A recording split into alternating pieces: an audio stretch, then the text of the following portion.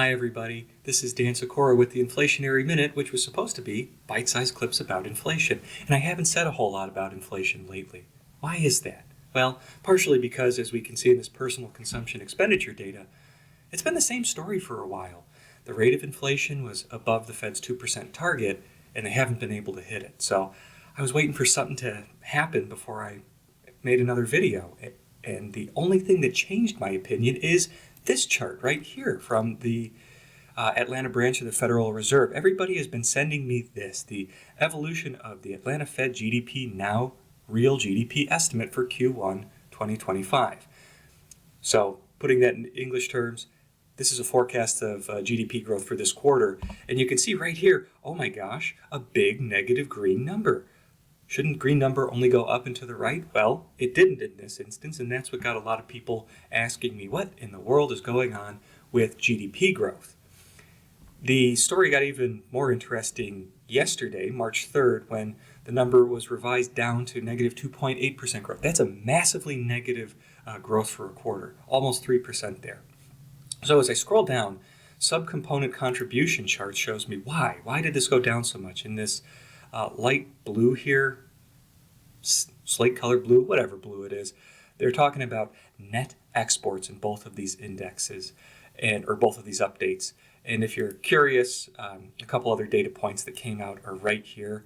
This particular model is updated daily, and on the 28th, the personal income and outlays, or how much you're spending and saving, was released.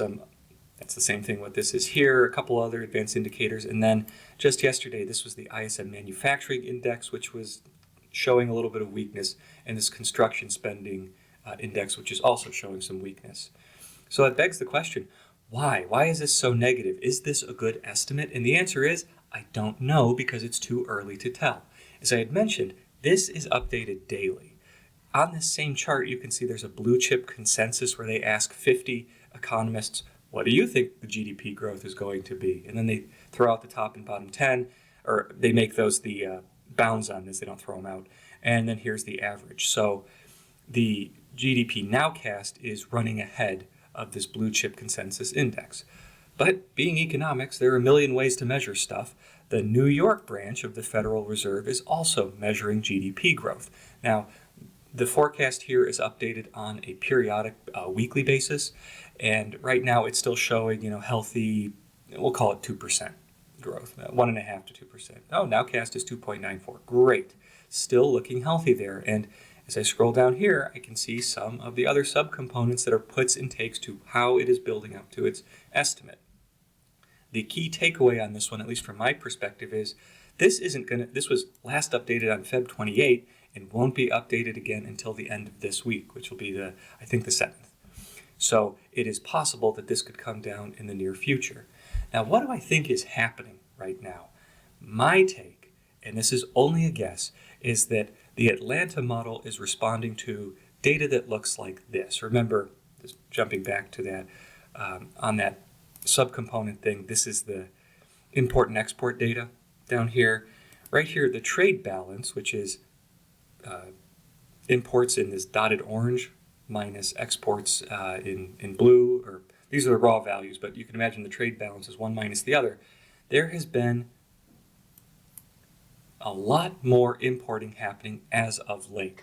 Now, these numbers only go through Q4 2024, and in some of the pre-release data I'm seeing for the last few months, what we're seeing is the behavior, and this is completely understandable, of companies trying to get ahead of tariffs that are going to potentially be implemented. Remember back in February, there was supposed to be 25% tariffs on Canada and Mexico and 10% on China. The Canada and Mexico ones were delayed by a month, which should be starting any day now. And what I have seen happening, and I know this is an anecdote and not data, is companies realized, okay, we have a stay of execution. We have about a month to do forward buys and pull in imports into our inventory now before all the tariffs end up taking account. So what I think is happening is that the Atlanta model right here, is seeing, oh boy, there's a huge new imbalance in trade. There are way more imports happening right now than there are exports. And I think that's a somewhat temporary condition, because over the next couple of months, companies are going to have to work through their inventory before they end up replenishing with imports that are much more expensive due to tariffs. So I think the model is just struggling to incorporate that, and that's probably why it's showing this huge drop right now. But to be fair, that could be a real thing. Economic activity will slow down with all these tariffs. If everything gets more expensive to import and export because we're seeing Canada, Mexico, China putting on retaliatory tariffs for our exports, it stands to reason that the economy is going to slow down. I don't know if it's going to be to the tune of 3% here, but I could see it happening, so maybe this is just a front-running number.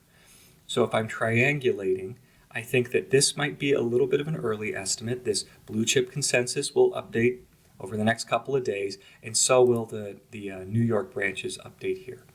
And I do think it kind of puts the Federal Reserve in a pickle. If I go to one of my favorite sources of data, the CME Watch, they are projecting in 2 weeks, a little more than 2 weeks, when the Fed gets back together, they're not going to cut interest rates. The reason they cannot cut interest rates is because, coming back to our original thing, we still aren't at the point of the 2% target.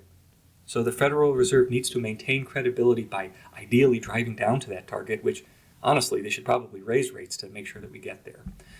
That is going right into the teeth of tariffs, which I work in the pricing industry.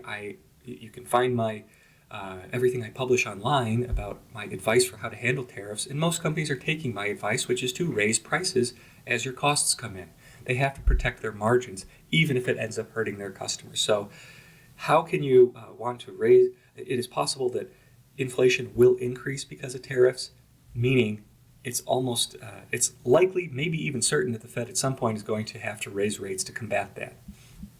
Or, given that we're in a very volatile environment, these tariffs might be out the window by the next time I make a video. They might just be a negotiating tactic, and things could change. It's a very volatile administration from an economic perspective about how they're going to apply things. So we'll keep an eye on it. I think that this right here, the Nowcast is real. It's a good estimate. It's something to keep an eye on, but let's see if those other metrics end up catching up with it to point us that, oh my gosh, this is really happening.